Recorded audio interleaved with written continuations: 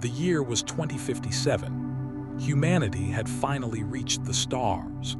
Among the brave souls who left Earth was a man named John. John was a quiet man, someone who always looked at the horizon, wondering what lay beyond.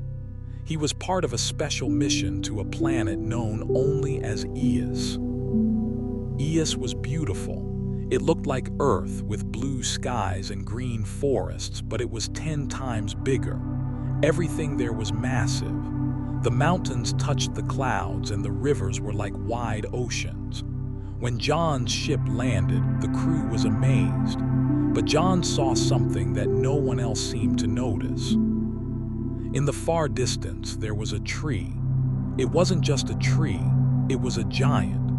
It stood so tall that its top was hidden in the golden mist of the upper atmosphere.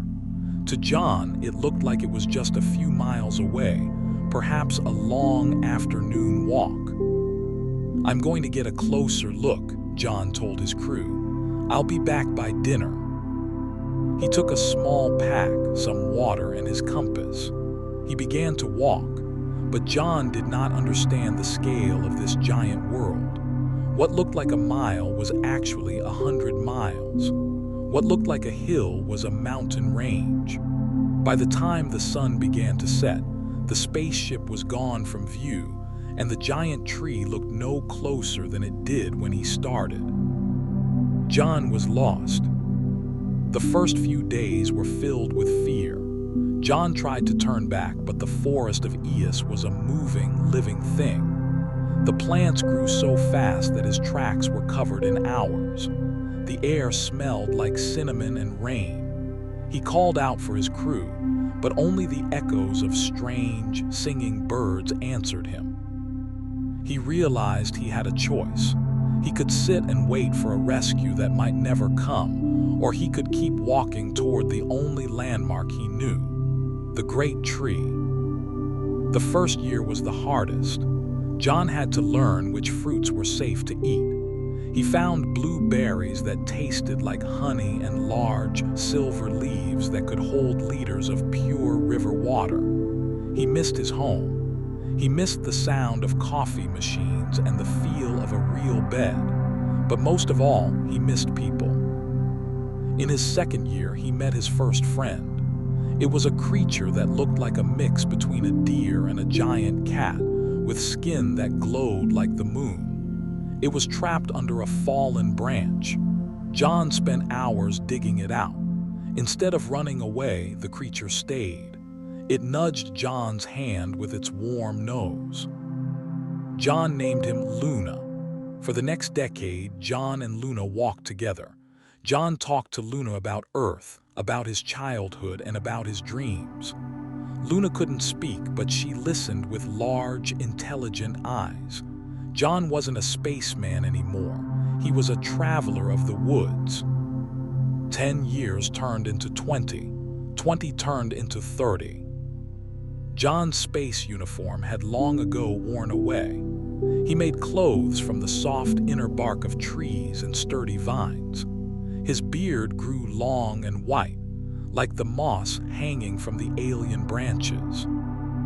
He saw things no human had ever seen. He saw rivers that flowed upward into floating lakes.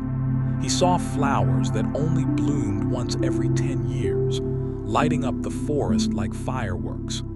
He met more animals, small flying creatures that sat on his shoulders and large, gentle giants that shared their caves with him during the heavy rain seasons. John realized he wasn't just surviving, he was living. On Earth, he was always in a hurry. He was always looking at his watch, worried about the next minute. Here, on this giant planet, time felt different. He stopped looking at the tree as a destination and started looking at the forest as a home. He became a part of the forest. He knew which birds sang before a storm. He knew how to heal a cut using the sap of a glowing vine. He was 30 years old when he landed. Now he was 60, then 70. His legs were slower and his breath was shorter, but his heart was fuller than it had ever been. In the 50th year of his journey, the air changed. The light became a deep, soft gold. The ground was no longer covered in dirt, but in soft, silver roots as wide as highways. John looked up. He was finally there. The great tree was so large that it felt like a wall of wood that stretched to the ends of the earth. He could no longer see the forest behind him. There was only the tree. It took John 3 days just to walk between two of its roots to reach the center of the trunk. He was exhausted. He was 80 years old, and his journey was finally at its end. He reached out a trembling, wrinkled hand and touched the bark. It felt warm. It felt like it was breathing. John sat down in the curve of a massive root. He closed his eyes, feeling the peace of the silence. He thought about his crew, who were likely long gone. He thought about Earth, a place that felt like a dream from another life. Suddenly, a voice echoed. It didn't come from ears. It came from the ground, the air, and the very bones of his body. It was a deep, vibrating hum that turned into words. The tree spoke. "You have walked a long way, little one," the tree said. John opened his eyes and whispered, "I have. It took me 50 years." The tree seemed to shimmer. "And tell me, how was life?" John paused. He thought about the 50 years. He didn't think about the tired feet or the cold nights. He thought about the glow of Luna's fur in the dark. He thought about the taste of the honey fruit. He thought about the way the purple rain felt on his skin and the songs of the birds that kept him company when he was lonely. He thought about the person he had become, someone who knew how to listen to the wind. A tear rolled down John's cheek, disappearing into his white beard. He smiled. "It was beautiful," John whispered. "The forest was beautiful." The tree stayed silent, but John felt a wave of warmth wash over him. In that moment, he understood. He had spent 50 years trying to reach the tree, thinking that his life would only begin when he arrived.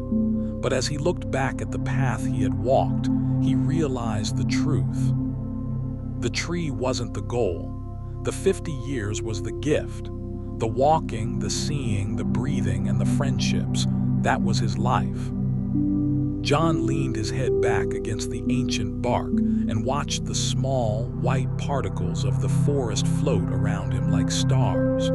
He wasn't lost anymore. He was exactly where he was meant to be.